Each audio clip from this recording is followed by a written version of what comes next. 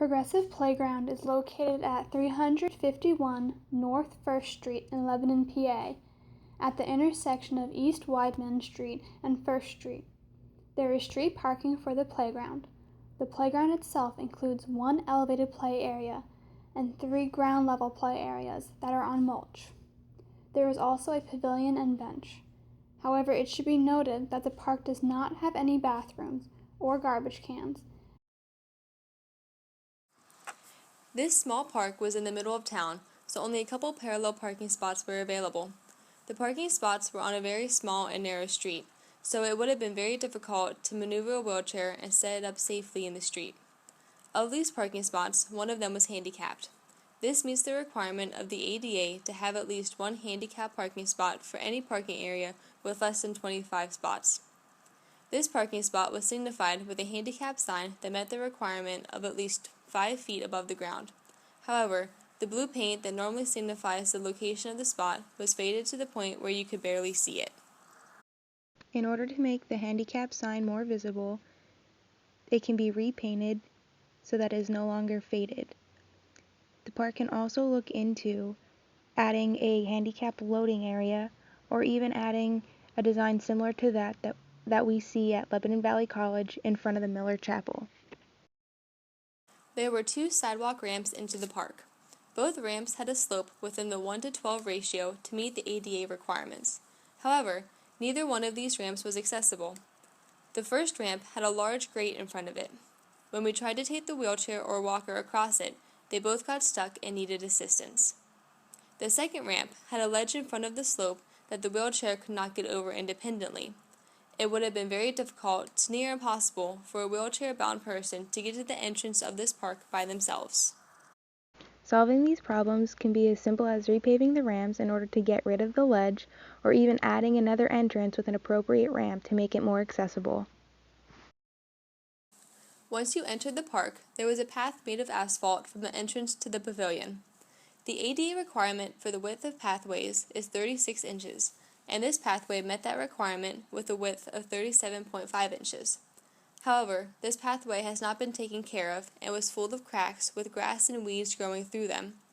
It was difficult for the wheelchair to maneuver, and the walker kept getting stuck on the cracks. In order to fix these problems, we can repave the walkway, filling in the cracks and creating a smoother surface. It would also be wise to weed the park and care for the grass in order to prevent any overgrowth that may obstruct the pathway. Once you got to the pavilion, the asphalt path ended. There was no distinct pathway from the pavilion to the play area. It was very difficult trying to move the wheelchair and walker across grass and uneven ground. A person in a wheelchair would be unable to do it on their own and would need assistance.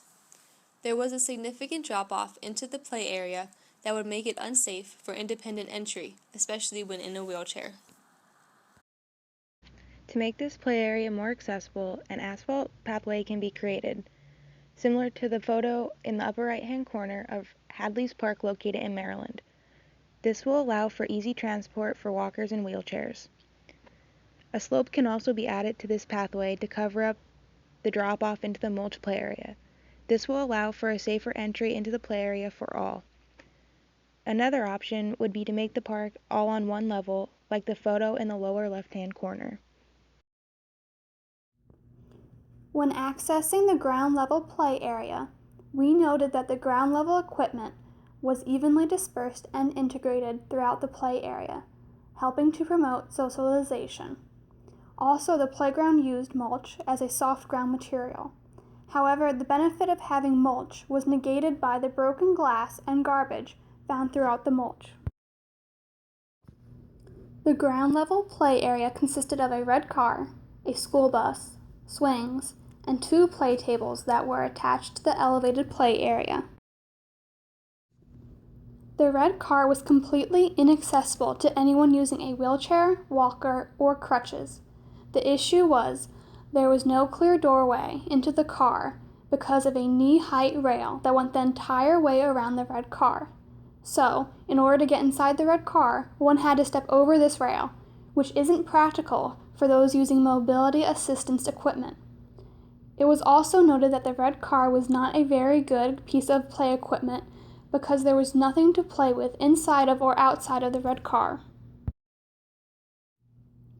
The school bus had an open doorway that could be used to exit and enter it.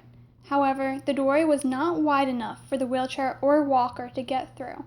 Only the crutches were able to clear the doorway. The swings were accessible to the wheelchair, walker, and crutches. There was even enough room for the wheelchair to turn around and be properly positioned by the swings for a transition. However, the mulch did make it difficult to maneuver the wheelchair as needed, and the swings lacked a back to them that would have provided extra support to users. There were 2 play tables at the playground that we designated as the pink and blue play tables. Each play table needed to meet a height, width, and depth requirement. The pink table met these requirements. On the other hand, the blue table met the height and depth requirements, but was not wide enough. The play tables also needed to provide knee clearance and allow for a parallel approach. Neither table provided knee clearance or allowed for a parallel approach.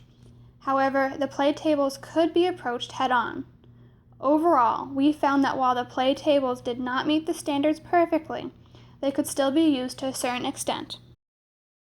At the park, there is an elevated play area that can be utilized. The main entryway onto the play area is wide enough so someone with crutches or a walker can fit through. However, there are minimal handrails, so if the child were trying to use the elevated play area without their assistive device, there would be no plausible way to do so. The stairs on the elevated play area meet ADA requirements as no step is higher than 12 inches. Unfortunately, there is only one access point via normal stairs, as the other entryways are more challenging to use. Once on the play area, the entries onto the slides are very narrow, so it would be difficult for someone to enter the sliding board. The person can still have fun as there are other play options once on top of the area. Unfortunately, there are no ramps onto or throughout the play area, so those that use wheelchairs would not be able to utilize the elevated play area. Some short-term goals would be to consider replacing the elevated play area with equipment that accommodates better accessibility, take out the handrails on the red car, or install more handrails throughout the play area. Due to the equipment being outdated and inaccessible, a long-term goal for this park would be to look into updated, all-inclusive equipment.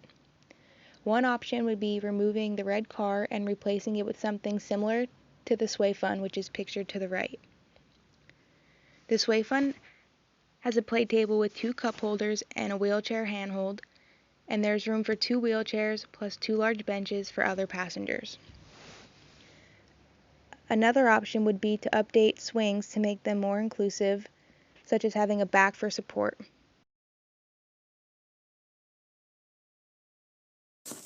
Overall, the accessibility of the Progressive Park play area is not great.